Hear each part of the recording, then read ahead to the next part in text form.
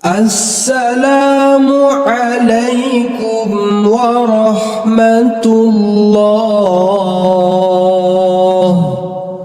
Seluruh para penuntut ilmu yang semoga Allah rahmati dan Allah berkahi. Perjalanan manusia itu salah satunya yang harus dimengerti adalah bagaimana dia harus memahami siapa musuhnya, apa rintangan dan apa hambatan yang dihadapi dalam proses dia ketika berlari menuju kepada Allah. Masing-masing kita sedang menuju kepada Allah, karena kata Fudail bin Iyad, perjalanan manusia dari hari ke hari, dari hari ke pekan, dari pekan ke bulan itu sebenarnya perjalanan kita semakin mendekat kepada Allah. Fudail bin Iyad pernah bertemu dengan seseorang. Lalu orang itu ditanya umurnya oleh Fudail bin Iyad, "Kam umruka?" Berapa umurmu? Maka pada saat itu orang itu tersebut menjawab, "Umri sittuna sanatan." Umurku 60 tahun.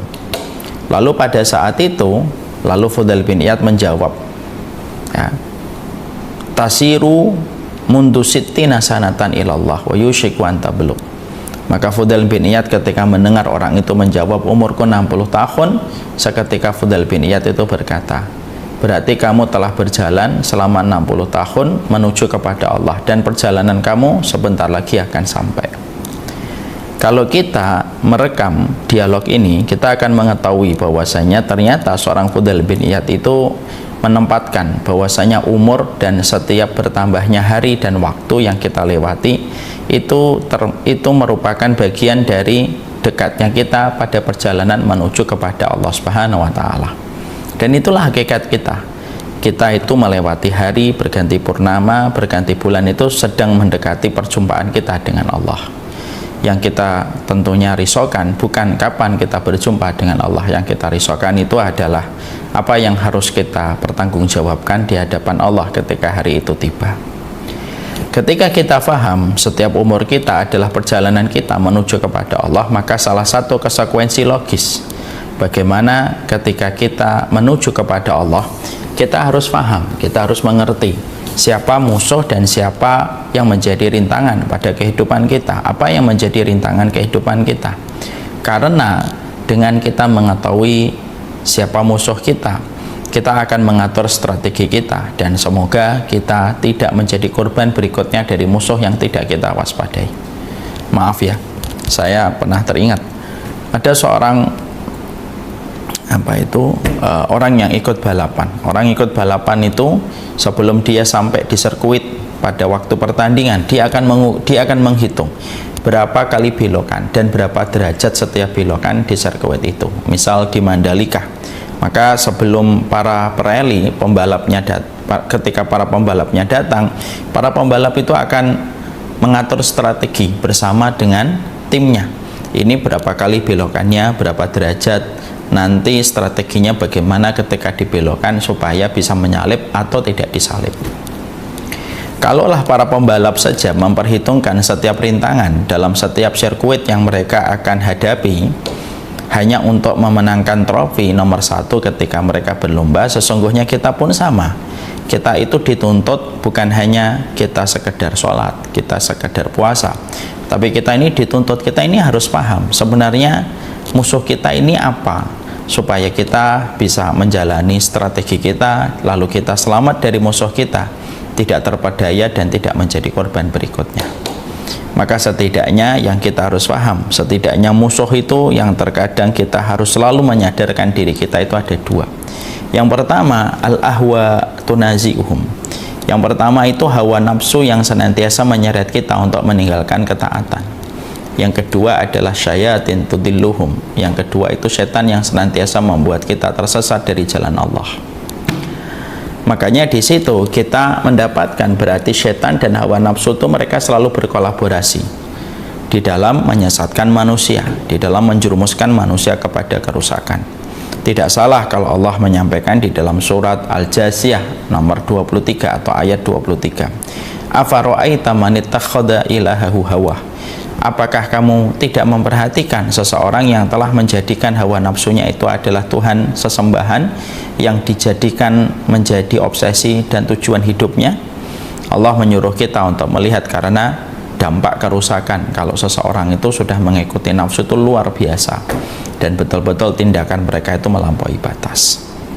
Maka itulah yang menjadikan kita mengerti, berarti Masya Allah ya, persoalan nafsu itu tidak bisa kita anggap remeh, karena nafsu ketika kita mampu kendalikan dia memberi manfaat, tetapi nafsu apabila tidak mampu kita kendalikan, maka sesungguhnya kita hanya diperbudak nafsu, dan siapapun yang diperbudak nafsu, maka sesungguhnya dia telah buta hatinya, tertutup matanya, terkunci telinganya, dan tidak akan selamat pada kehidupan dunia dan akhirat. Dan tidaklah manusia kebanyakan ketika mereka dijebloskan ke dalam neraka, kecuali yang pertama biasanya karena kebodohan, yang kedua karena tersesat bisikan setan, yang ketiga karena hawa nafsu yang diperturutkan setiap waktunya sampai dia menanggalkan ketaatan dalam hidupnya. Surat Al-Jasiyah 23 jelas Allah menyampaikan, afara'aita man ittakhadha ilahahu hawa. Apakah kamu tidak memperhatikan bagaimana orang yang telah menjadikan hawa nafsu itu adalah Tuhan yang mereka sembah pada kehidupan. Ya, jadi ada manusia yang mengatakan diri kami beriman, tapi sebenarnya dia beriman kepada hawa nafsunya, mengekor kepada hawa nafsunya. Hawa nafsunya mengatakan A, maka dia A. Hawa nafsunya menyuruh melakukan B, dia melakukan B. Hawa nafsunya menyuruh dia melakukan C, dia melakukan C. Dan tidak pernah sama sekali dia menyelisihi nafsunya. Padahal nafsu pada kondisi-kondisi tertentu, nafsu itu bertentangan dengan setiap kebenaran yang ditetapkan Allah dan Rasulnya. Dan tidaklah kita pada kehidupan ujiannya adalah mengalahkan setan dan mengalahkan hawa nafsu, karena nafsu tidak akan pernah bisa untuk dihilangkan pada kehidupan manusia. Nafsu itu hanya bisa dikendalikan dan dimanage sesuai dengan apa yang Allah ajarkan, supaya nafsu itu tidak memalingkan kita dari jalan menuju kepada keridhaan Allah. Itu yang kita harus paham. Kemarin kita sudah membahas tentang nafsun lawamah. Ada nafsun yang senantiasa berubah keadaannya, kadang-kadang ingat, kadang-kadang tidak ingat. Jadi kalau ada orang ketika pada kehidupan sesungguhnya kadang kita ingat, malam-malam kita bangun tahajud, kadang-kadang kita tidur, kadang-kadang hati kita sudah menyuruh kita untuk taat, tapi terkadang kita suka lupa jalan ketaatan yang kita lakukan, maka itu disebut dengan nafsun lawamah. Maka dia mencela dirinya, lalu dia suka mencela dirinya dengan semua inkonsisten yang ada, inkonsistensi pada kehidupannya ketika dia tidak bisa istiqomah di dalam melakukan kebaikan. Nafsul lawamah ini mencela dirinya sendiri atas semua jalan-jalan kemaksiatan dan jalan-jalan yang mengundang kemurkaan Allah. Maka sesungguhnya itu merupakan nafsul lawamah. Jadi nafsu ini akan menjadi sebuah nafsu yang sejatinya itu mencela kepada orang ketika melakukan banyak keburukan, dan pemilik nafsu lawamah kadang ingat, kadang tidak ingat. Kita sudah bahas ini panjang lebar.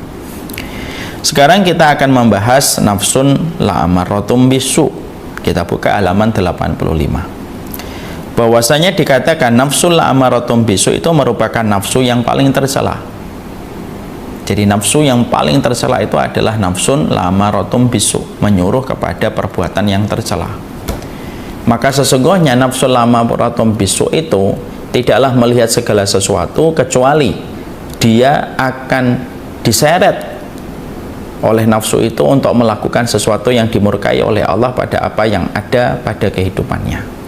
Dia melihat perempuan lalu menyeret hatinya untuk melakukan tindakan yang haram pada perempuan itu. Ketika dia melihat harta, maka nafsun la'amaratum bisu, nafsu yang menyuruh kita kepada perbuatan buruk, mendorong-dorong pelakunya, mendorong-dorong pemiliknya supaya dia mengambil harta haram dan tidak usah memperdulikan halal atau haram. Dan terkadang nafsu, dan pastinya nafsun la'amaratum bisu akan membenarkan dan menghiasi setiap perbuatan buruk yang telah dilakukan dan dikerjakan. Maka semua orang itu kalau memiliki nafsun la'amaratum bisu, dan ini yang paling dominan, misalnya bukan nafsul mutmainnah.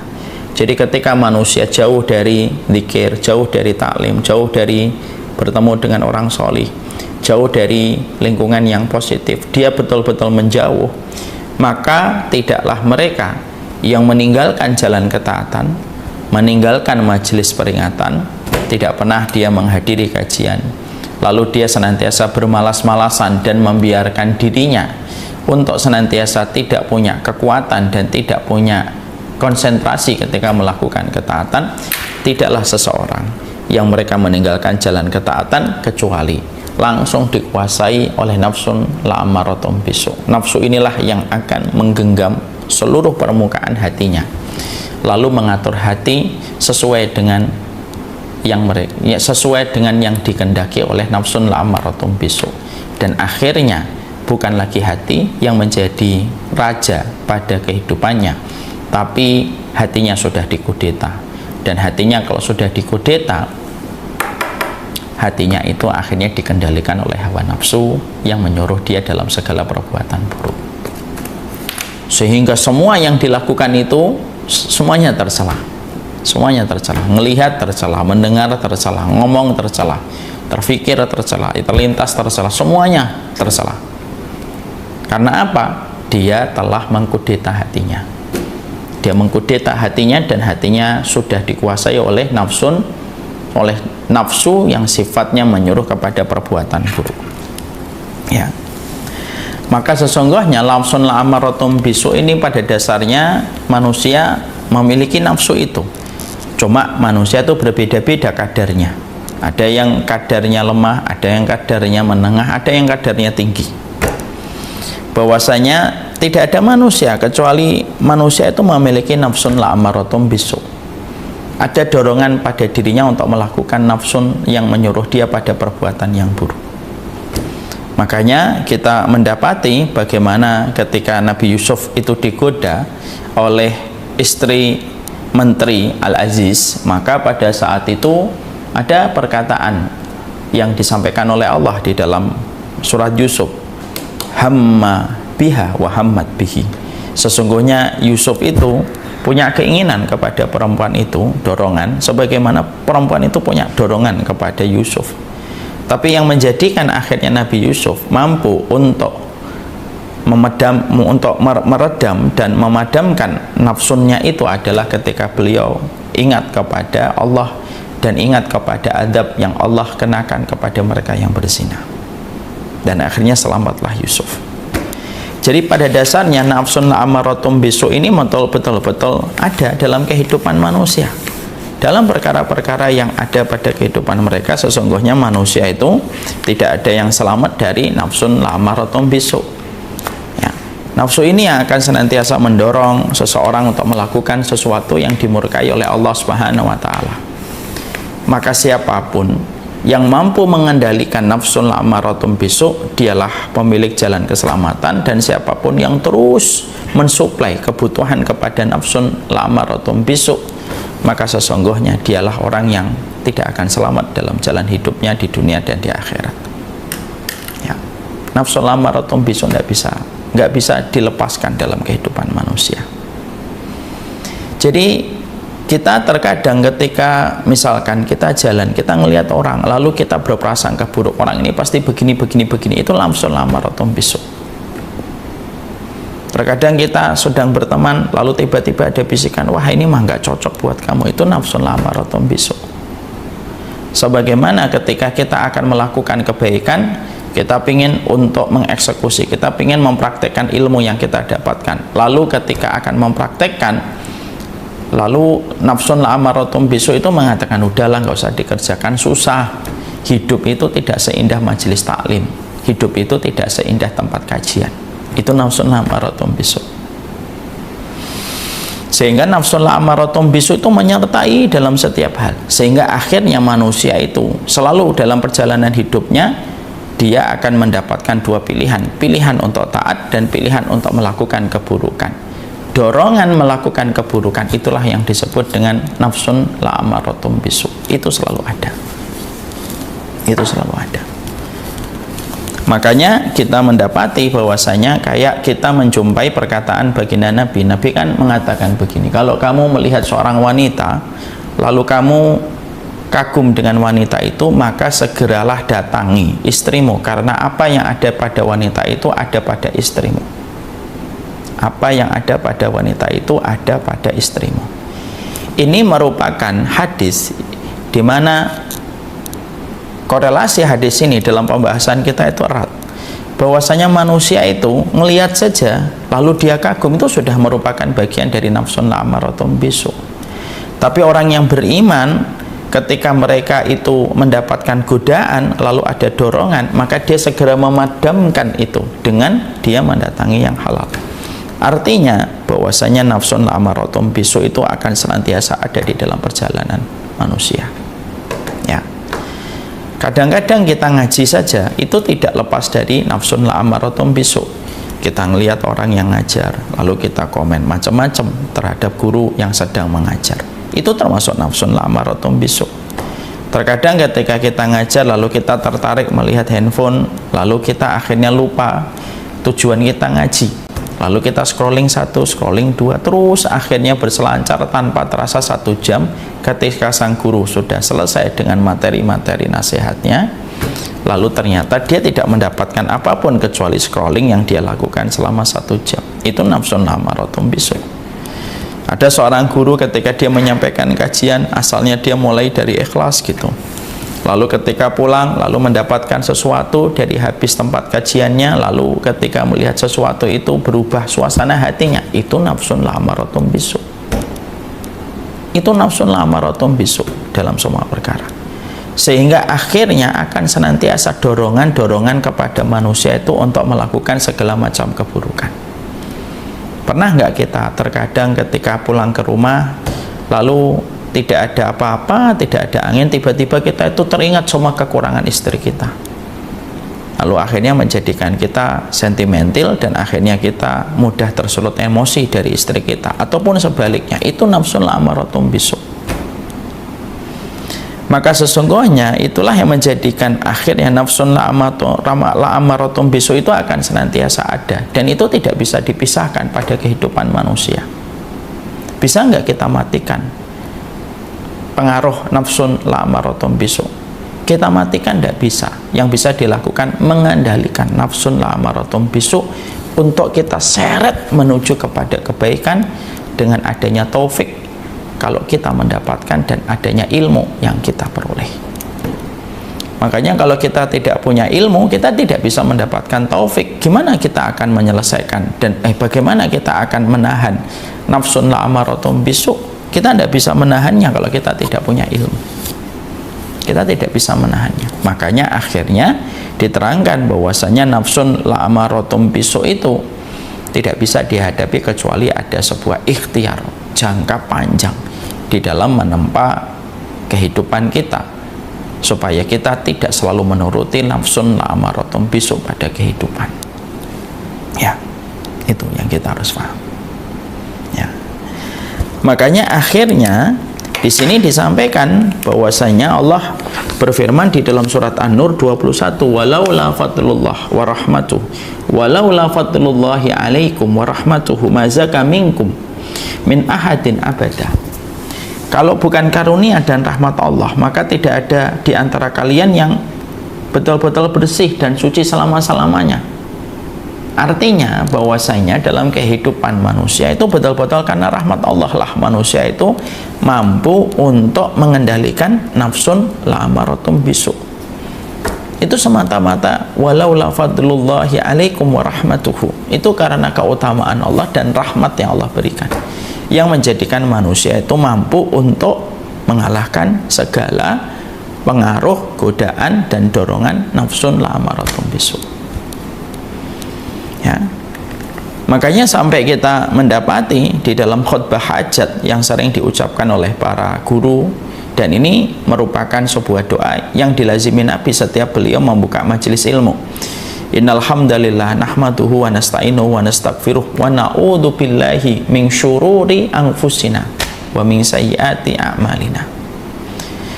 Segala puji bagi Allah yang kita memujinya, lalu kita meminta pertolongan kepadanya, dan senantiasa kita memohon ampunan darinya, dan kita meminta perlindungan kepada Allah dari keburukan nafsu, dari keburukan dan kejahatan nafsu kita dan keburukan amal kita. Yang menarik adalah Rasulullah menyebutkan wa na'udzu billahi min syururi anfusina wa min sayyiati amalina. Kita berlindung dari keburukan nafsu yang ada pada diri kita dan keburukan amal yang kita lakukan. Kenapa disebutkan nafsu dulu? Karena nafsu itu penyumbang paling besar terjadinya sebuah kerusakan dan kemaksiatan di dalam kehidupan manusia. Itu selalu dorongannya nafsu, ya. Sehingga dorongan nafsu ini, masya Allah, makanya akhirnya setiap orang itu memiliki kadar digoda oleh nafsun amaratun bisu. Itu semuanya semuanya ada dalam dirinya, kecuali mereka yang betul-betul berusaha betul untuk memanage nafsun amaratun bisu ini. Makanya kalau ada orang ketika kenapa dia selalu senantiasa melazimi dzikir, senantiasa melazimi majelis ilmu, senantiasa suka dengan nasihat yang disampaikan kepadanya, karena itu salah satu di antara banyak anak tangga untuk mampu memerangi, untuk mampu menahan gejolak nafsun ataupun nafsu yang senantiasa menyuruh kepada perbuatan yang buruk. Tapi itu merupakan sebuah ikhtiar panjang seumur hidup, ya. Terkadang kita sedang futur, nafsu lamaratun bisu yang muncul, akhirnya kita melakukan itu pada waktu ketika iman lagi turun, ya. Terkadang iman naik, pada saat itulah nafsul mutmainnah itu naik, lalu akhirnya menyuruh kita untuk ridho, untuk taat, untuk jujur sama Allah. Terkadang jatuh nafsun la'amaratun bisunya lalu yang menggantikan. Sehingga akhirnya di situ kita mendapati keterangan dari Ibnu Rajab, kejahatan itu tersimpan di dalam nafsu. Ia mengajak kepada perbuatan yang buruk. Apabila Allah sudah membiarkan manusia bersama nafsunya, maka dia akan binasa di antara kejahatan nafsu dan amal buruknya. Tapi kalau Allah menolongnya, Allah memberikan kepadanya taufik, maka sesungguhnya dia selamat dari pengaruh nafsu yang betul-betul senantiasa memberikan perintah untuk melakukan keburukan. Jadi di situ kita mengambil satu kesimpulan luar biasa. Berarti yang bisa menyelamatkan kita itu apa? Dari pengaruh nafsu yang buruk itu Allah, ya. Makanya akhirnya kita senantiasa memohon kepada Allah, Allahumma ati nafsi taqwaha wa zakkiha. Ya Allah, berikanlah kepada jiwaku dan nafsuku itu kesuciannya dan ketakwaan, dan sucikanlah. Dan tidak ada yang memiliki nafsuku, tidak ada yang memiliki jiwaku kecuali adalah Engkau. Engkaulah yang menguasainya dan Engkaulah yang mengendalikannya. Makanya ketika kita faham jahatnya nafsun la'amaratun bisu ini, maka setidaknya yang kita sadari adalah senantiasa mohonlah kepada Allah setiap saatnya supaya kita diselamatkan oleh Allah dari nafsun la'amaratun bisu.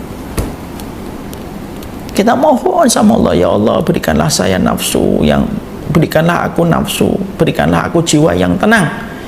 Janganlah Engkau menjadikan jiwaku dikuasai dengan perintah keburukan yang mengendalikan kehidupan sehari-hariku.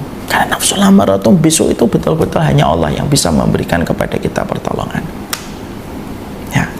Jadi akhirnya kita paham, ya, kenapa kita harus memaksakan diri untuk ngaji, memaksakan diri untuk taat, memaksakan diri untuk zikir, memaksakan diri untuk baca Al-Quran, memaksakan diri untuk ikhlas, memaksakan diri untuk ridho, supaya nafsun la'amaratun bisu itu betul-betul mendapatkan lawan yang kokoh dari semua yang kita lakukan itu.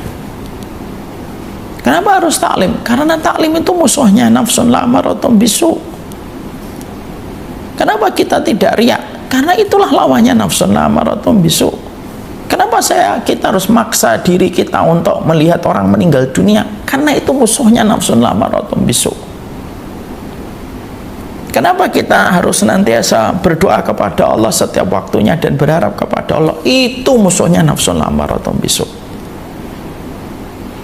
Karena tidak ada yang bisa menghadapi beringasnya, jahatnya, bengisnya nafsun la'amaratun bisu kecuali ketaatan. Karena ketaatan itu mengundang rahmat dari Allah. Ketaatan itu mengundang taufiknya Allah. Ketaatan itu mengundang isti'anah yang Allah berikan, yaitu pertolongan, dan itu dengan ketaatan. Ya. Makanya akhirnya nafsun la'amaratun bisu itu harus dihadapi, dan itulah cara menghadapi nafsun la'amaratun bisu tersebut. Kalau kita mendapati analogi di dalam bahasa COVID ketika waktu pandemi, apa lawannya COVID itu? Imun tubuh yang bagus. Karena para medis mengatakan, kalaupun COVID ini tidak perlu dikhawatirkan berlebihan, kata dokter-dokter pada waktu pandemi begitu. COVID itu tidak perlu ditakuti berlebihan, waspada dan hati-hati tetap harus. Tapi jangan sampai kita takut berlebihan. Selama imun tubuh kita bagus, maka COVID tidak akan membahayakan serta menimbulkan hal fatal pada tubuh kita. Itu sama. Nafsun la'amaratun bisu itu kita waspadai, karena ini termasuk musuh yang senantiasa bergandengan dengan syaitan. Tapi selama kita melatih pasukan-pasukan untuk menangkal laju nafsun la'amaratun bisu yang ada pada diri kita, lalu kita latih prajurit-prajurit kita, prajurit tilawahmu, prajurit dzikirmu, prajurit sholatmu, prajurit dengan ketaatan, semua prajurit itu kita latih, lalu menjadi bagian dari keseharian kita. Prajurit-prajurit itulah yang akan menjadikan seseorang mampu untuk merendahkan nafsu la'amaratun bisu, dan nafsu la'amaratun bisu itu akan kecil di hadapan mereka yang menjaga hatinya dengan seluruh penjagaan yang dia miliki. Ya, Masya Allah ya. Jadi kita punya musuh, tapi kita juga punya pengawal. Ibarat presiden punya pas pamres, ada pas pamresnya. Itu yang kita latih. Itu yang kita latih. Bangun, lakukan ketaatan, ikhlas, terus lakukan itu.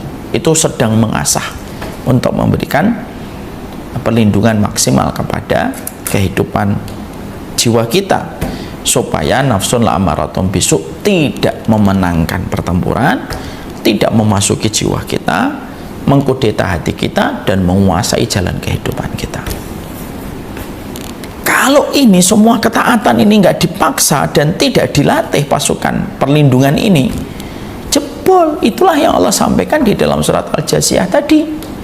Afara'aita man ittakhadha ilahahu hawa. Emang kamu tidak merhatikan kalau orang itu sudah menjadikan hawa nafsu itu Tuhannya? Gimana nafsu itu dijadikan Tuhan? Diikuti, ditaati, dan selalu untuk diagungkan dalam setiap keinginannya. Itu namanya mengagung. Itu namanya sudah menjadikan hawa nafsu adalah sebagai Tuhan. Kapan orang yang sudah menjadikan hawa nafsu itu sebagai Tuhan? Ketika tidak lagi punya pasukan untuk menjaga hatinya. Nggak ada tilawah, nggak ada muraqabah, tidak pernah merasakan dekat dengan Allah, tidak pernah merasa dilihat oleh Allah, tidak pernah khawatir dan tidak pernah takut dosanya akan mengakibatkan banyak hal negatif yang terjadi pada hidupnya. Semuanya tidak pernah dijaga itu untuk menjadi pasukan pelindung hatinya. Ya sudah, itu sebagaimana kerajaan yang ditinggalkan oleh pasukan. Ya, nafsunya melenggang kangkung bersama setan menguasai. Akhirnya apa? Terus melakukan berbagai macam kemaksiatan. Ya, naudzubillah min dzalik. Makanya kalau kita mendapati orang sudah dikuasai nafsu itu apa? Pikirannya zina, khamr, harta yang banyak, terus muter di situ. Tidak ada habisnya. Kenapa? Karena yang bisa menjadikan kita tidak sampai melampaui batas cuma satu: hati yang bersih dan hati yang terjaga. Jadi paham ya Bapak dan Ibu semuanya? Jadi tidak ada manusia kecuali mereka memiliki nafsun la'amaratum bisu. Semua memiliki nafsun la'amaratum bisu. Tapi orang yang bertakwa, dia menjaga terus hatinya supaya nafsun la'amaratum bisu tidak masuk kepada hatinya dan tidak mengkudeta hati mereka. Bagaimana mereka itu menjaganya? Itu dengan melatih pasukan-pasukan khususnya. Tilawah itu pasukan khusus, muraqabah itu pasukan khusus, semua jalan ketaatan itu pasukan khususnya. Sehingga akhirnya nafsun la'amaratum bisu ini tidak berdaya. Dia tetap ada, tapi dia tidak akan bisa menguasai. Akhirnya orang tersebut membenci setiap perkara yang ditimbulkan oleh nafsu ketika dia sudah merasakan nikmatnya iman. Ya. Nah, itu yang didapatkan. Ya. Ini Masya Allah ya. Jadi akhirnya kita paham jalan ketaatan itu hanya untuk kebaikan kita. Jalan ketaatan yang kita berikan pada kehidupan itu bukan untuk Allah. Allah mah tidak butuh ketaatan kita. Jalan ketaatan kita itu untuk diri kita. Karena ketika orang sudah dikuasai nafsu, dia lelah, dia pasti letih dalam hidupnya. Kenapa? Terus ngikutin nafsu. Ya. Sama dengan kita melihat orang yang kecanduan narkoba. Terus dia pakai narkoba, terus lelah dia sebenarnya. Dia ingin berhenti tapi sudah nggak bisa. Kenapa? Hatinya sudah dikudeta oleh nafsu. Dia nggak berhenti-berhenti. Adiktif dia. Ketika dia berkuasa, misalkan, dia nggak berhenti-berhenti untuk terus melanggengkan kekuasaannya. Dia berhenti dia. Kenapa? Karena tidak ada, hatinya itu tidak ada yang bisa mengendalikan kepada arah kebaikan. Hatinya sudah dikudeta. Ketika dia berzina terus itu. Dari satu perempuan nggak cocok dikit, putus, pindah lagi, zina lagi, putus, gabung lagi sama perempuan lagi, zina lagi, terus dia. Tapi sebenarnya dia lelah, keletihan. Kenapa? Diperbudak nafsu itu melelahkan.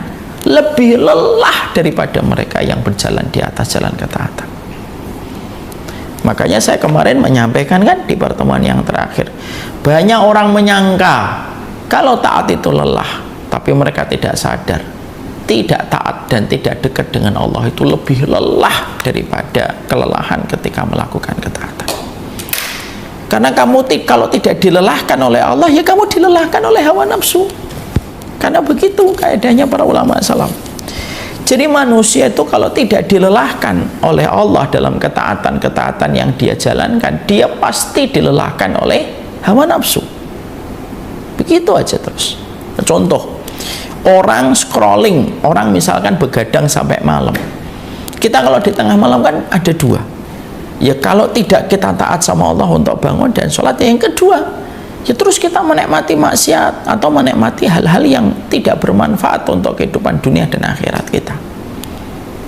Cuma pilihannya itu, kalau kita tidak diperbudak sama nafsu, ya kita kita sibuk untuk Allah. Diperbudak oleh nafsu itu lelah. Berjalan menuju Allah juga lelah. Berjalan menuju kepada Allah juga lelah. Tapi diperbudak nafsu juga lelah. Tapi lebih lelah mereka yang diperbudak nafsu. Kenapa? Karena nafsu kalau sudah memperbudak, tidak ada yang diinginkan kecuali adalah merusak sebenar-benar kerusakan di dunia sebelum di akhirat. Akhirnya kan jadi bingung kan, orang minum khamr terus, lelah dia sebenarnya itu. Seluruh bagian inti tubuhnya itu sudah meronta-ronta dan berkata, ini sampai kapan kamu minum khamr terus ini? Tapi dia nggak bisa berhenti untuk tidak memegang botol. Makanya kita disuruh melihat orang-orang yang mereka itu sudah diperbudak oleh nafsunya. Di situ kita akan ngerasa betapa rusaknya kehidupan orang kalau sudah dirusak oleh nafsu. Makanya Masya Allah ya, di Amerika itu ada kota disebut dengan, kalau nggak salah di Pennsylvania, di salah satu bagian Amerika gitu, saya lupa, itu sampai disebut dengan Zombie City, kota zombie itu. Kenapa disebut sebagai kota zombie? Karena ternyata Di situ tuh orang kalau sudah sakau itu sampai di pinggir-pinggir jalan. Sebenarnya orang-orang semacam itu kita disuruh untuk melihat oleh Allah supaya kita tahu itu yang akan didapatkan ketika kita tidak taat sama Allah. Jadi akhirnya di sini kita paham. Jadi jalan hidup itu cuma dua. Kalau kamu tidak diperbudak nafsu, ya kamu jalan menuju pada Allah. Dua-duanya lelah. Tapi diperbudak nafsu itu lebih lelah. Diperbudak nafsu itu jauh lebih lelah daripada melakukan ketaatan. Nafsun ammarah ini temannya setan. Tadi kan saya mengatakan kan, kalau di sini diterangkan nafsu ammarah itu temannya setan. Tadi saya menyampaikan musuh kita itu selalu berkolaborasi. Al-ahwa tunazi'uhum wasyayatin tudilluhum. Musuhnya manusia itu hawa nafsu yang menyeret dia meninggalkan dan menanggalkan ketaatan, wasyayatin tudilluhum, dan setan yang senantiasa menyesatkan. Dan mereka itu berkolaborasi. Karena apa? Setan itu tahu bahwasanya manusia itu memiliki nafsun la'amaratum bisu, dan setan memanfaatkan ini. Jadi setan itu tahu dalam tubuhnya manusia itu ada akal, di dalam tubuhnya manusia ada nafsu, di dalam tubuhnya manusia itu ada hati gitu. Dan setan itu telah menetapkan koalisinya di dalam hawa nafsu. Karena kalau orang itu sudah dalam kondisi sudah dikuasai hawa nafsu, di bulan Ramadan sekalipun pun dia akan melakukan kemaksiatan walaupun setannya dibelenggu. Kenapa? Karena hawa nafsunya itu berarti sudah parah itu. Berarti kalau ada orang kok sampai di bulan Ramadan zina, itu sudah parah itu. Kenapa? Setan aja tidak menggodanya dia, itu sudah dikendalikan sama nafsunya. Itu sekaligus pula menjadi jawaban kenapa Ustaz di bulan Ramadan setannya itu dibelenggu tapi masih banyak orang melakukan dosa. Karena yang melakukan dosa di bulan Ramadan itu fix nafsunya yang sudah rusak ketika dikendalikan dan diremote oleh setan. Setan melatih nafsu itu setiap waktunya, dan ketika setan ditutup kesempatannya di bulan Ramadan, setan tinggal mendapati anak didiknya itu melakukan apa yang dia mau dan menjadikan orang tersebut di bulan Ramadan melakukan banyak dosa. Ya, makanya dikatakan oleh Imam Ibnu Qayyim, Ibnu Rajab, nafsun ammarah itu temannya setan. Setan yang mendidiknya supaya nafsu itu senantiasa setia kepadanya, memberikan janji-janji palsu. Contohnya ketika datang riba 1, 2 kali, 3 kali, ya udahlah nggak apa-apa, riba sedikit, nanti kalau sukses kita banyak sedekah. Itu godaan-godaannya. Oh nggak apa-apalah ngobrol sedikit, ya mosok sih jadi manusia jangan terlalu kaku, ngobrol lah dengan perempuan, ternyata cocok obrolannya, ketemu, lalu akhirnya membuat janji, lalu akhirnya terus puncaknya terjadilah perzinahan. Maka nafsu dan setan ini mereka berkolaborasi terus. Yang mendidik nafsu itu setan, menanamkan angan-angan, mengajarkan tentang janji-janji manis pada kehidupan, ya. Lalu menjadikan dia terumbar kosong, angan-angan kosongnya, menjadikan setiap kejahatan itu tampak indah gitu, ya, memanjangkan angan-angannya dan memperlihatkan kebatilan itu seakan-akan menjadi sebuah kebaikan. Itu yaitu nafsu amaratum bisu kan gitu. Ada orang bermaksiat, zina, lalu berkomentar, saya lebih suka sama orang yang berzina, minum khamr, itu menurut saya lebih gentle karena mereka jujur, nggak disembunyikan, daripada orang yang sok suci, pura-pura taat padahal hatinya jahat. Ini sebenarnya kan ini ucapan paling parah, tapi itu juga merupakan bagian dari kerjasamanya nafsu dengan setan. Akhirnya apa? Sampai dijadikan sebuah dosa dan sebuah kemaksiatan itu begitu tampak indah. Saya lebih suka orang yang zina jujur daripada orang yang sok suci tapi malah di dalam hatinya ada munafik. Nah udahlah, kalau orang ada ngomong kayak gitu, sudahlah, kamu memang seneng dengan perbuatan dosa, itu saja, nggak usah dibandingkan dengan orang yang sok suci. Orang itu memang berusaha untuk suci, kalaupun terkadang dia salah, memang tidak ada yang sempurna, ya.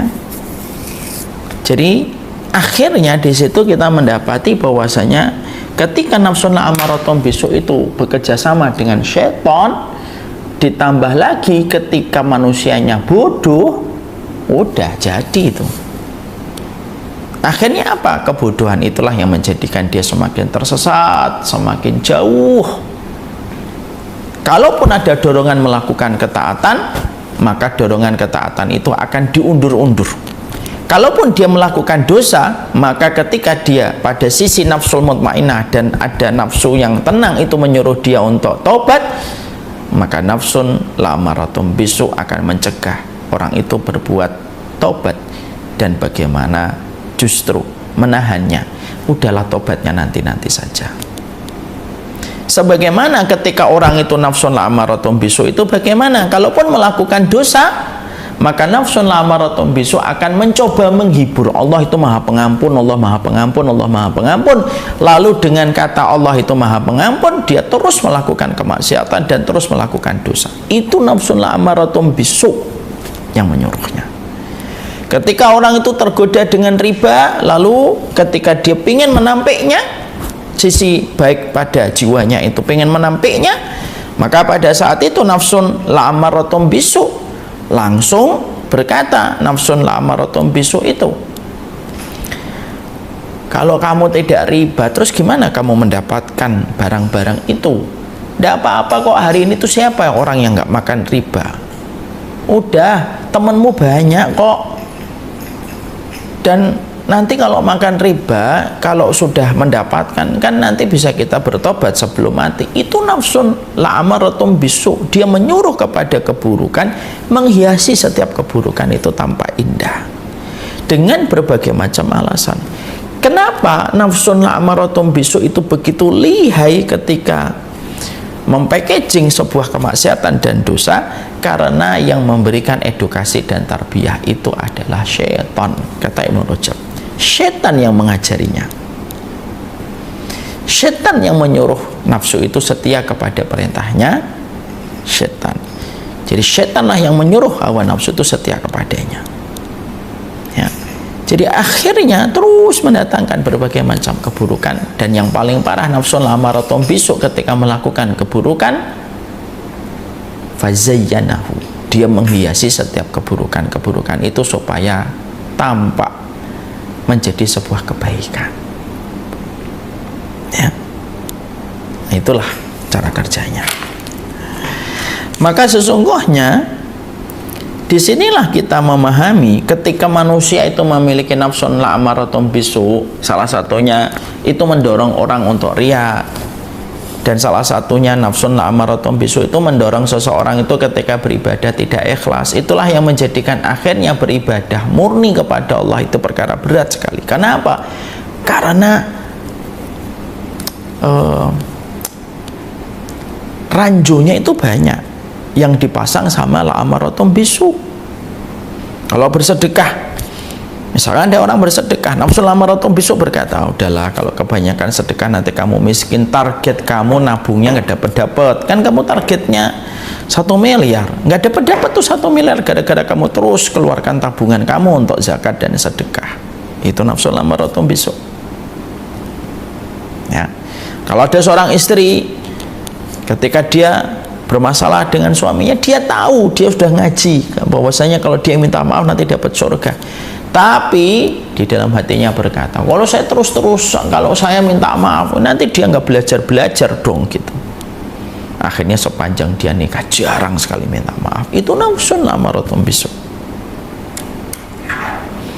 Ketika ada seorang laki-laki tergoda dengan perempuan gitu, lalu di dalam hatinya berpikir, tidak apa-apa kok, memang laki-laki itu dikasih kesempatan 4, udah nggak apa-apa, udah deketin, nanti kan kamu poligami, dan poligami kan nggak dosa. Akhirnya apa? Terjadinya perselingkuhan. Lalu dengan sebuah angan-angan, ini bukan perselingkuhan kok, ini ikhtiar untuk nanti berpoligami. Kan memang laki-laki dalam Islam diperbolehkan 4. Jadi alasannya itu ada aja. Sebagaimana ketika akhirnya melakukan ibadah selalu gitu, ibadah yang dia lakukan itu dipalingkan. Oh ternyata orang mengenalmu sebagai orang soleh. Oh ternyata dia tahu apa yang kamu kerjakan. Oh ternyata dia tahu kamu orang baik. Terus akhirnya apa? Itulah yang menjadikan ibadah yang betul-betul dipastikan, betul-betul murni, itu sangatlah sulit sekali. Makanya sampai orang-orang para salaful ummah itu mengatakan, demi Allah, jika aku tahu bahwasanya satu amalku telah sampai kepada Allah, pastilah aku bahagia dengan kematian melebihi kebahagiaan pengembara ketika kembali kepada keluarganya. Kenapa para ulama salaf sampai mengatakan ini? Karena para ulama tahu bagaimana nafsun la'amaratun bisu itu selalu menjadi ranjau yang menjebak mereka dari jalan keikhlasan ketika beribadah kepada Allah. Abdullah bin Umar itu sampai mengatakan, kalau aku tahu bahwasanya Allah telah menerima satu sujudku saja, maka sesungguhnya tidak ada yang paling aku dambakan kecuali kematian. Kenapa Ibnu Abdullah bin Umar mengatakan? Jadi begini, kalau kita itu ada satu ibadah yang telah diterima, insya Allah kita masuk surga. Makanya kalau ada orang itu yang tahu bahwasanya ibadahnya telah diterima ketika mampu menyapih dari nafsun la'amaratun bisu, maka kematian itu menjadi sebuah keinginan yang ingin diwujudkan supaya berjumpa dengan pembalasan dari satu amal yang kalau dia tahu itu telah diterima oleh Allah. Jadi akhirnya disitulah kita mendapati apa perkataan bagus dari Ibnu Rajab. Nafsun ammarah, nafsu yang menyuruh kita kepada kerusakan itu memang dipancang sebagai lawan dari nafsul mutmainnah. Nafsun amarah itu selalu datang bersama dengan kebaikan. Jadi setiap ada satu kebaikan, nafsul amarah itu selalu datang menyertai dengan berbagai macam hal supaya merusak kebaikan itu, sehingga akhirnya tidaklah satu kebaikan itu akhirnya hancur ketika tidak jadi dilakukan, ataupun hancur ketika dilakukan disebabkan ketika dia salah niat, ataupun ditinggalkan. Itu semuanya merupakan bagian dari kerjaan dari nafsun la'amaratun bisu. Ya, dibalik suami istri yang harusnya saling ridho, dan ketika habis bertengkar mereka tahu sama-sama salah dan harusnya mereka saling membuka hati, berpelukan, selesai. Tapi suami merasa biarlah dia minta maaf, sang istri merasa dia yang harus minta maaf. Itu nafsun la'amaratun bisu. Jadi betul-betul nafsun la'amaratun bisu itu dikatakan oleh Ibnu Rajab, dia selalu datang dalam setiap pilihan kebaikan ini kepada manusia. Dia selalu datang menyertai setiap kebaikan. Dan itulah yang akhirnya menjadikan kita semakin paham. Yang paling berat itu adalah menyapih pada setiap jalan kebaikan yang kita peroleh dari segala keburukan nafsun la'amaratun bisunya. Maka manajemennya ketika kita mendapati materi ini luar biasa untuk kita, maka kita memanage. Kalau ada satu kebaikan yang datang kepada kita, kita harus waspada apa yang dilakukan nafsun la'amaratun bisu kepada diriku dalam kebaikan ini. Contoh nih, datang berita kepada kita, atau misalkan kita di perempatan jalan, atau datang orang yang berhutang, lalu kita punya kelapangan rezeki dan orang ini belum pernah hutang sama kita misalkan, ya sudah, kita berikan kepadanya rezeki. Kita datang, kita berikan kepadanya rezeki. Walaupun nafsu la'amaratun bisu itu datangnya apa? Udahlah, nggak usah, biarkan saja. Dia nggak pernah datang kepada dirimu, ngapain kamu bantu-bantu dia? Itu namanya la'amaratun bisu. Makanya kita waspada dalam setiap hamparan kebaikan yang ada pada kehidupan kita, maka dipastikan di situ adalah la'amaratun bisu. Oleh karenanya, kembali ke tadi, itulah yang menjadikan kita paham. Kata Imam Ibnu Qayyim, kenapa kita harus melakukan ketaatan, kenapa harus tilawah, kenapa harus ngaji? Supaya menjadi perlindungan untuk kita dari kekuatan batil, nafsu yang menyuruh kepada perbuatan buruk, supaya tidak mengkudeta hati dan menguasai dan mengendalikan jalan kehidupan kita selaku seorang hamba. Semoga Allah memberikan keberkahan dalam setiap urusan kita, dan semoga kita termasuk orang yang terjaga dan senantiasa waspada terhadap nafsun la'amaratun bisu. Dia selalu hadir, dia tidak bisa dimatikan, tapi hanya bisa dilawan sepanjang sisa kehidupan kita.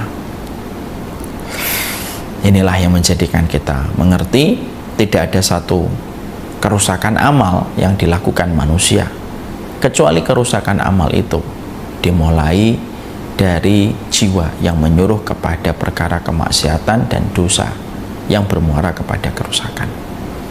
Semoga Allah jaga hati kita yang selalu waspada setiap waktunya.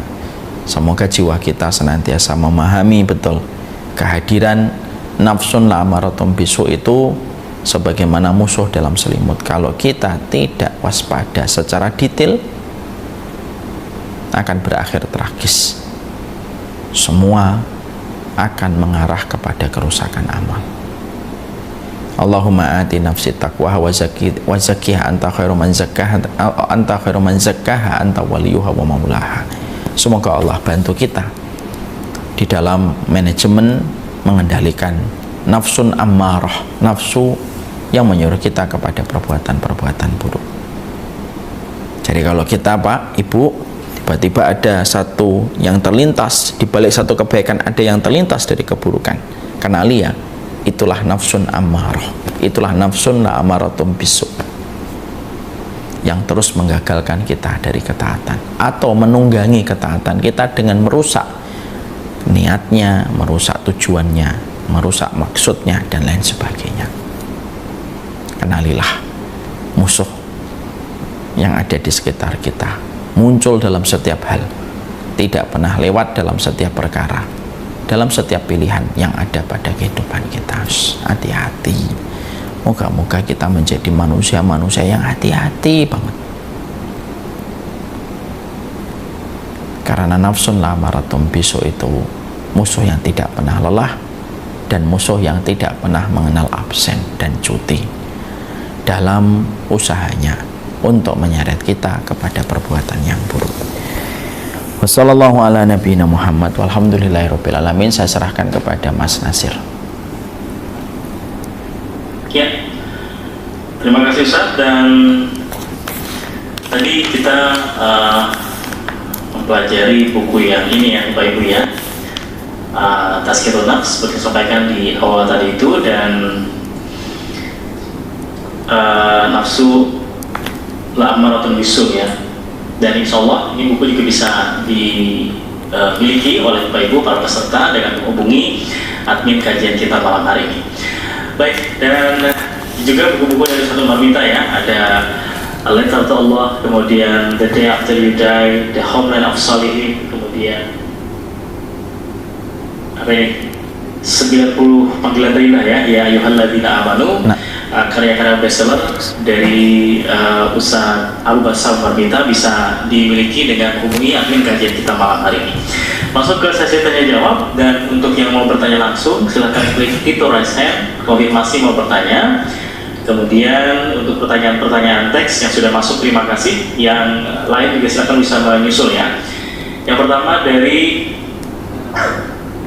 Ibu Dian. Assalamualaikum warahmatullahi wabarakatuh. Ustaz, apakah seorang guru yang marah dengan suara keras kepada siswa karena siswanya tidak mematuhi aturan termasuk amaratun bisu yang harus dihindari? Yang pertama. Kemudian yang kedua, apakah korin itu nafsu yang sesuai dengan apa yang kita lakukan ketika hidup di dunia? Kemudian yang ketiga ya, saya jawab satu-satu boleh nggak Mas Nasir supaya saya nggak bingung? Boleh Ustaz, silakan. Pertama, ketika ada seorang guru marah atau orang tua marah sama anaknya, sebenarnya kita paham betul tidak ada satupun manusia di atas muka bumi ini yang mau dimarahi. Betul atau tidak Mas Nasir? Selembut apapun, maaf, sekeras apapun manusia itu pada dasarnya tidak ada yang mau dimarahin.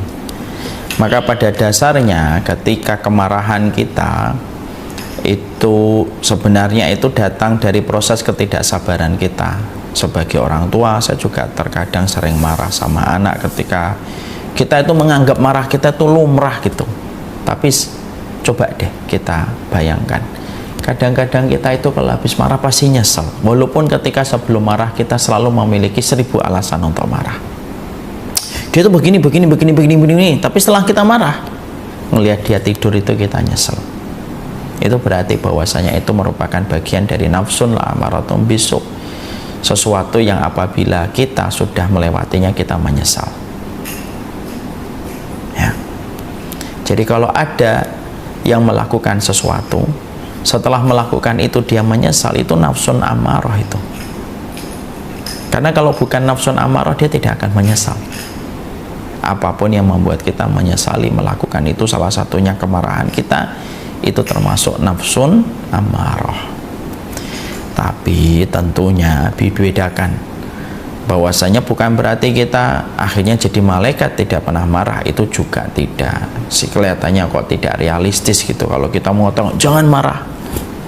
Memang betul ajarannya tidak boleh marah karena dijanjikan surga. Tapi setidaknya kemarahan itu terkadang menjadi bagian dari edukasi. Selama kemarahannya terukur, ya, terukur itu berdasarkan kesalahan dan sifatnya dua. Kemarahan itu cermin dari sifat kasih sayangnya, dan kemarahan itu bersifat mengevaluasi dari kesalahannya. Jadi kalau kemarahan itu terukur, lalu lahir dari proses untuk menyayangi dia supaya tidak sampai berbuat salah terus-menerus, dan itu kemarahan itu bagian dari mengevaluasi kesalahan, maka tetap itu hal yang tetap diperlukan dalam proses edukasi dan pendidikan kepada anak-anak kita. Wallahu a'lam bishawab. Tapi jangan terlalu membiasakan untuk memberi alasan bolehnya untuk marah, karena saya khawatir lama-lama kita betul-betul dikuasai oleh nafsu amarah. Yang kedua, Ustadz, Qarin itu apakah sama? Itu sama, karena qarin itu yang menyuruh kita kepada keburukan ya sebenarnya syaitan. Jadi qarin yang menyuruh kita kepada keburukan itu namanya syaitan. Makanya tadi apa hubungannya nafsu dengan qarin? Hubungannya erat, karena yang mendidik nafsu itu adalah syaitan. Itu yang dikatakan Ibnu Rajab di dalam kitabnya tadi. Jadi kenapa kok nafsu terampil sekarang itu? Karena banyak orang yang ketika di waktu bulan Ramadan terampil melakukan dosa. Karena nafsu karena setan yang melatihnya. Setan yang mengikat nafsun amarah untuk setia kepada semua jalan-jalan setan. Jadi setan yang ngajarin, ini loh jalan-jalanku, kamu mengikat janjimu kepadaku. Pertanyaannya, kenapa Allah menciptakan nafsun amarah pada kehidupan manusia? Allah menciptakan nafsun amarah pada kehidupan manusia karena itu ujian. Ya, kalau tidak ada nafsu amarah, kehidupan ini tidak memiliki jalan keimanan. Karena jalan keimanan itu jalan ketika kita membenarkan keimanan kita kepada Allah dan meninggalkan apapun perkara yang dilarang oleh Allah. Gimana kita bisa teruji meninggalkan yang dilarang oleh Allah kalau tidak ada nafsun amarah yang Allah hadirkan pada kehidupan manusia? Itu yang kedua. Yang ketiga apa, Mas Nasir? Ya, yang ketiga, apakah panjang angan-angan, Ustaz, termasuk keinginan yang terlalu tinggi, ini berhubungan dengan masalah dunia? Iya. Apakah panjang angan-angan itu termasuk di antara nafsun la'amarah? Gini, Imam Qurtubi membuat penjelasan bagus dalam kitabnya Tadhkirah. Angan-angan itu selama dalam batas kewajaran itu diperbolehkan, karena begitulah rahmatnya Allah. Kenapa Allah membuat manusia itu memiliki angan-angan? Kalau bukan karena angan-angan, hidup ini tidak akan ada denyut, tidak ada pergerakannya. Kalau bukan karena angan-angan, orang tidak ingin beli handphone, orang tidak ingin beli laptop, orang tidak ingin membuat studio, orang tidak ingin beli rumah, orang tidak ingin beli dan mendirikan kantor dan pabrik. Kenapa? Karena tidak punya angan-angan. Makanya ada satu riwayat, ketika Allah menciptakan manusia, lalu Allah mengatakan, manusia ini aku turunkan ke bumi. Para malaikat itu berkata kepada Allah, bumi tidak akan kuat menampung semua orang kalau engkau ciptakan terus ya Allah. Lalu Allah berfirman kepada para malaikat, aku ciptakan kematian. Ketika Allah menciptakan kematian, berkata kepada para malaikat, malaikat berkata kembali, ya Allah, kalau engkau ciptakan kematian, manusia tidak akan bisa menikmati hidupnya. Lalu Allah berfirman kembali, aku buat mereka punya angan-angan. Lalu dengan angan-angan itulah pasar itu bisa ada, pasar itu bisa hidup, ada orang yang jual beli, ada orang yang bangun rumah, ada orang yang buat pabrik, itu kan angan-angan.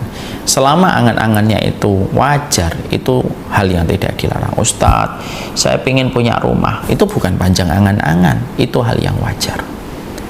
Tapi kalau terlalu panjang angan-angan, sudah ini dapat terus lagi, dan ketika dia mengejar angan-angan itu, dia meninggalkan ketaatan, dia meninggalkan jalan yang diridhai oleh Allah, itu baru panjang angan-angan. Dan itu merupakan bagian dari hasil nafsun la'amaratum bisu yang berkolaborasi dan berkoalisi dengan syaitan. Allah alam bisawab. Baik, demikian Bu Dia, terima kasih. Dan kemudian berikutnya tidak menyebutkan nama ya, izin bertanya Ustaz, saya punya adik, ekonominya payah, sholatnya susah dan baca Al-Quran juga susah begitu ya. Apakah ini termasuk amaratun bisu Ustaz, dan bagaimana menghadapi manusia yang seperti ini? Gimana Mas? Ekonominya susah, kemudian sholatnya juga susah. Ekonominya susah, sholatnya susah, baca Quran susah. Apakah termasuk amaratun bisu Ustaz, dikuasai begitu ya? Dan bagaimana menghadapi saudara yang seperti ini? Kalau ada kesulitan demi kesulitan dalam kehidupan kita, itu sebenarnya ada 3 checkpoint Mas Nasir. 1, perhatikan hubungan dia dengan Allah, bagaimana jalan ketaatan, kejujuran imannya, jalan ketawakalannya, bagaimana dia berdoa kepada Allah, bagaimana dia tawakal sama Allah, bagaimana dia bersyukur. Karena apa? Bisa jadi kesulitan itu karena tidak rapinya hubungan kita dengan Allah. Kalau ini sudah checkpoint, pindah ke nomor 2. Bisa jadi kesulitan demi kesulitan yang kita peroleh dan kita dapatkan disebabkan karena manusianya ini loh, tidak rapi hubungannya dengan orang tua. Dia durhaka kepada orang tua, mengurangi haknya orang tua, dan lain sebagainya. Hidupnya menjadi berantakan. Yang ketiga, checkpointnya itu apa? Memperhatikan bagaimana muamalah dia bersama keluarganya. Kalau dia tidak meratukan istrinya, istri tidak merajakan suaminya, kalau sudah tidak baik, pasti mengakibatkan banyak hal. Makanya tadi kan dikatakan ini kok ekonominya susah dan lain sebagainya. Itu pada dasarnya merupakan bagian dari yang tidak beres pada 3 checkpoint ini. Kalau bukan karena taatnya, ya karena orang tuanya. Kalau bukan karena dia durhaka sama orang tua, ya karena dia mungkin dolim kepada keluarganya. Cek pada 3 checkpoint ini. Moga-moga jadi kebaikan untuk mengetahui evaluasi pada perjalanan hidup kita. Amin. Berikutnya Ibu Wiwi, Assalamualaikum, semoga Ustaz selalu Allah anugerahkan kesehatan dan terus bisa menyampaikan ilmu guna mencerdaskan umat. Saya Wiwi dari Jakarta. Yang pertama, pertanyaannya, saya pernah membuat ibu saya menangis Ustaz. Beliau sekarang sudah meninggal. Saya sudah bertaubat, mohon ampun atas sikap saya terhadap ibu saya. Yang saya tanyakan, apakah dosa saya terhadap orang tua yang sudah saya sesali itu nanti di akhirat tetap akan masih dihisab? Inna taubata tahdimu ma qablaha, sesungguhnya taubat itu akan menghapuskan seluruh apa yang telah pernah kita lakukan. Insya Allah kalau betul-betul sudah taubatan nasuha, Allah maha pengampun dan ampunannya jauh lebih agung daripada segala murkanya dan marahnya. Baik, begitu Ibu Wiwi, terima kasih. Dan berikutnya, ada pertanyaan kedua ya. Ustadz, bagaimana majelis taklim yang masih ada kegiatan bernyanyi, rebana, apakah boleh? nggak ada hubungannya dengan kajian kita. Salah satu adab kita ketika bertanya kepada seorang guru dan pemateri, memastikan bahwasanya pertanyaan kita terkait erat dengan materi yang disampaikan. Maka kita dahulukan adab kita, insya Allah. Berikutnya Ibu Rina ya, masih dari Jakarta. Ustaz, Assalamualaikum. Apabila saya sudah berusaha melakukan ketaatan namun tetap terjatuh dalam nafsun la'amar atau bisu, apakah yang salah atau apa yang harus saya perbaiki, Ustaz? Itu ibu yang semoga Allah rahmati, proses yang wajar sekali. Makanya tadi kan saya mengatakan proses kita dalam kehidupan itu kadang naik, pada saat itulah kita mendekati nafsul mutmainnah. Kadang turun, pada saat itulah kita terjerembab kepada nafsun ammarah. Selama nafsun ammarah itu tidak langsung tidak langsung menyekap kita dan menyergap kita sampai kita mati dalam tanda petik, lalu kita masih sadar dan akhirnya memaksa diri kita untuk naik kembali, itu hal yang wajar. Hal yang wajar, Bu. Kita tidak mungkin hatinya bersih setiap waktu, setiap saatnya. Sholat pasti ikhlas, pasti sholatnya tidak ada riya. Terus hartanya bersih 100%, tidak bisa. Kita tetap manusia biasa yang terkadang kita tersentuh dengan nafsun la'amaratun bisu. Maka ketika pada saat kita terjatuh kepada dosa, yakin satu, orang yang jatuh kepada dosa kalau hatinya masih bersih, maka dia yakin ampunan Allah itu akan memberikan harapan kepada dirinya, kembali kepada Allah. Kalau dosa kembali, Ustaz, kembali lagi. Kalau kembali dosa lagi, kembali lagi. Karena Allah lebih besar ampunannya daripada banyaknya dosa yang dilakukan. Allah a'lam bishawab. Baik, dan ini sepertinya pertanyaan terakhir ya yang ada di Q&A, karena setelahnya sudah tidak ada lagi. Tadi terakhir yang pertanyaan kedua tadi ya. Ya. Ustaz, ini ada pertanyaan dari panitia, berarti bulan depan kita masuk ke muhasabah ya? Iya, insya Allah kita masuk ke muhasabah. Oke, baik. Ya, dan Bapak Ibu tadi yang mau mengikuti lebih jauh ya untuk bukunya atau kitabnya bisa didapatkan, menghubungi admin kajian kita malam hari ini. Pertanyaan sudah selesai, kita akan tutup dengan doa dipimpin Ustaz Umar Bita. Silakan Ustaz. Bismillahirrahmanirrahim. Ya Allah, Ya Rahman, Allahumma inna nas'aluka bi annaka antallah al-ahadu samad alladzi lam yalid wa lam yulad wa lam yakul lahu kufuwan ahad. Rabbana la tu'akhidna in nasina aw akhtana Rabbana wa la tahmil alaina isran kama hamalta 'alal ladzina min qablina.